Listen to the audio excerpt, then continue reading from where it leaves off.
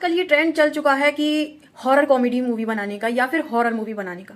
तो दोस्तों ऐसे ही अमेजॉन प्राइम पर खौफ नाम की एक नई हॉरर सीरीज आई है, जिसे देखने के लिए आपको 8 एपिसोड देखने होंगे। तो कैसी है ये सीरीज, आइए बात करते हैं। तो मैं हूं आपकी पूजा और मुझसे नहीं है कोई दूजा। इस सीरीज के हर एपिसोड की लेंथ 45 से 50 मिनट तक एवरेज है। तो कैसी है ये सीरीज और क्या आप सभी को इस सीरीज को अपना टाइम देना चाहिए या नहीं, तो चलिए बात करते हैं।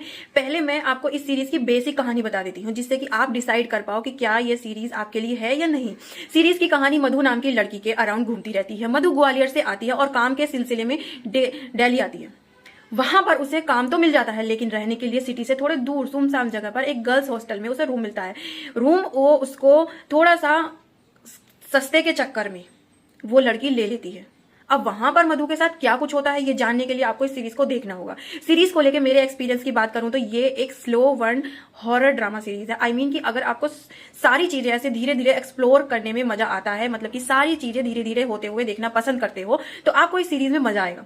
बाकी वो लोग जिसे सारी चीजें फास्ट फास्ट देखना बहुत पसंद है, तो वो लोग इस सीरीज में बोर होने लगेंगे और सीरीज को बीच में ही बंद कर देंगे। इवन 4 एपिसोड का ड्रामा बहुत ही स्लो पेस में आता है, जिसमें पहले 4 एपिसोड में स्टोरी बिल्डअप और नए नए कैरेक्टर को हमारे सामने इंट्रोड्यूस करवाया जाता है। एंड उसमें मधु का पास्ट, उस डॉक्टर का ट्रीटमेंट करने का तरीका और एक पुलिस ऑफिसर का बेटा मिसिंग होता है। सारी चीजें आपको देखने को मिलती है। और जैसे मैंने आपको पहले बताया, ये कि जिसे स्लो बर्न ड्रामा देखना पसंद आता है उन्हीं लोगों को इन सारी चीजों को देखने में इंटरेस्ट बनेगा, वरना आप लोग बोर होने लगोगे। और इसके बाद बाकी बचे 4 एपिसोड में भी इस सीरीज की फेसिंग स्लो ही रहती है। बट मुझे 7वां और 8वां एपिसोड पसंद आया है, क्योंकि 7वें एपिसोड में बैक स्टोरी दिखाई जाती है कि ये सब कुछ स्टार्ट कैसे हुआ था, और 8वें एपिसोड में शो को कंक्लूड कर दिया जाता है। तो इसी वजह से ये दोनों एपिसोड मुझे पसंद आए। बाकी यहाँ पर हॉरर के नाम पर कुछ यूनिक और डिफरेंट करने की कोशिश करी गई है, जो कि ठीक ठाक जैसी है। इसके अलावा सीरीज में कुछ जंप स्केयर भी हैं, जिसमें से कुछ ऐसे अचानक से हमारे सामने आ जाते हैं तो हमें